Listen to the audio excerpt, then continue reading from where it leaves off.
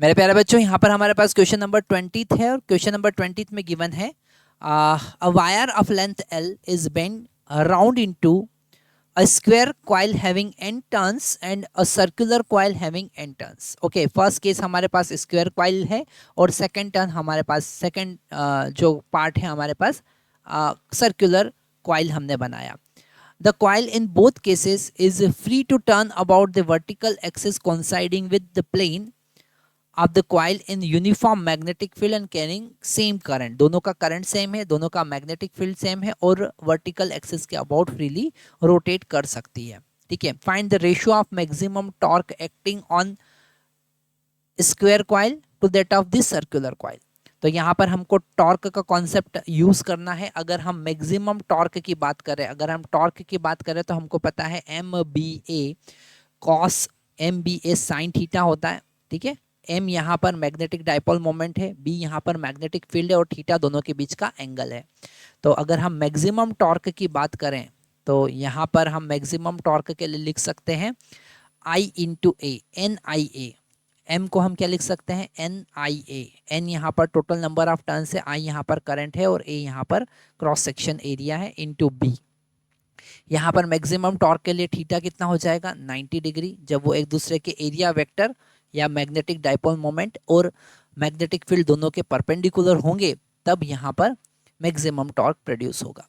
अब अगर हम फर्स्ट केस की बात करें जिसमें हम स्क्वायर कॉइल की अगर हम बात कर रहे हैं, अगर हम स्क्वायर कॉइल की बात कर रहे हैं तो I करंट और B तो यहाँ पर सेम है, नंबर ऑफ टर्न और एरिया के बीच में हमको रिलेशन निकालना है.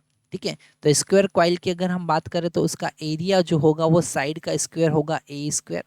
और अगर हमको साइड फाइंड करना है तो हम लिखेंगे L/4, क्योंकि सॉरी यहाँ पर एक 4A एक लूप का पेरिफेरी होगा into n number of loops है हमारे पास, that is equal to L.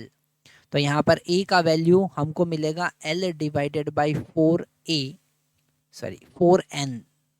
Okay. तो अगर हम एरिया स्क्वायर का देखेंगे तो हमको मिलेगा L divided by 4A whole square. Okay. वहीं अगर हम बात करते हैं सर्कुलर कॉइल की, अगर हम सर्कुलर कॉइल की बात करते हैं तो सर्कुलर कॉइल में हमारा एरिया जो होता है वो होता है पाई आर स्क्वायर. तो यहाँ पर r का वैल्यू हमें फाइंड करना होगा, है ना. और 2 पाई आर ये एक कॉइल का सरकमफेरेंस है. हमारे पास में ऐसे n लूप्स हैं, that is equal to L. तो यहाँ पर r का वैल्यू हमको मिलेगा L divided by 2 pi r into n. ठीक है. तो यहाँ पर एरिया सर्कल का जो बनेगा इसको हम A1 लिख देते हैं, इसको हम A2 लिख देते हैं. वो होगा L डिवाइडेड बाय, यहाँ पर पाई आर स्क्वायर है तो पाई आर का value L divided by 2 pi r N whole square. Okay.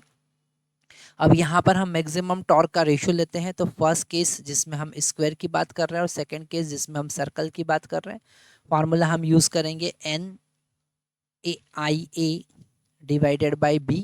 तो N तो दोनों में इक्वल हैं, यहाँ पर A1 का वैल्यू लिखेंगे और NIA2 इंटू B. तो यहाँ पर IA और N तो कैंसिल हो जाएंगे.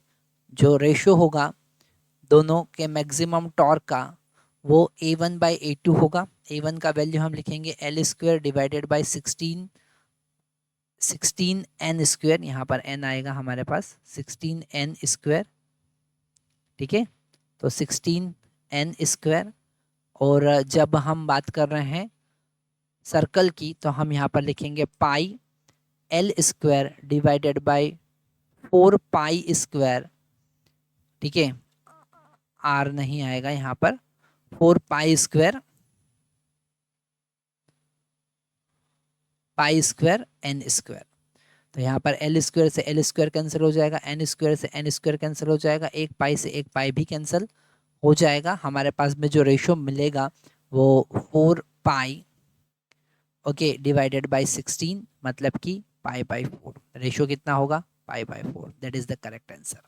ठीक है. तो आप इसे सिस्टोमेटिक लिखिए, सिस्टोमेटिक समझिए, क्योंकि यहाँ पर क्वेश्चन बड़ा इंटरेस्टिंग है.